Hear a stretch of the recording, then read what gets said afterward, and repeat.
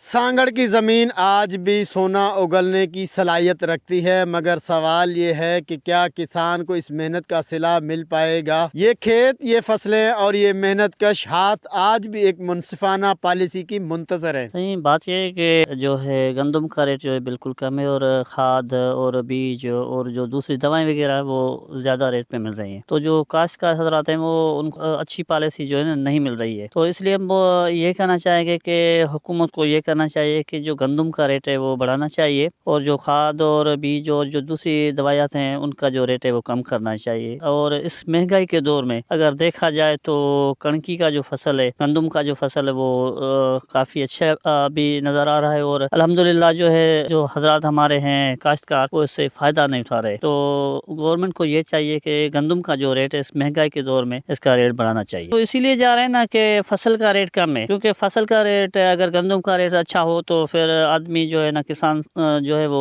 गंदम को ही बीजे। इसीलिए जो ना काश्तकार जो है वो गंदम को छोड़ के सरसों, चावल, कमांद और दूसरी फसलों की तरफ मतवजा हो रहे हैं। इसीलिए हम यही ॾिसो, असां ॾींहं राति महिनत कयूं था त रेट फसल जो आहे कोन, भाण ॿिज हर शइ महांगो लॻो पियो आहे। असां ईअं इहो मुतालबो था कयूं त फसल खे रेट ॾियो वञे जीअं असांखे कुझु बचत थिए। अगर किसान मुतमईन होगा तो ज़मीन बोलेगी, वरना खामोश खेत आने वाले खतरे की निशानदेही करते रहेंगे। फैसला अब भी वक्त के हाथ में है कि किसान को सहारा दिया जाए या ज़री मईशत को मजीद कमजोर होने दिया जाए। कैमरामैन टीम के साथ सागर, दीन मोहम्मद बलोच, वश न्यूज़, सांगड़, सिंध।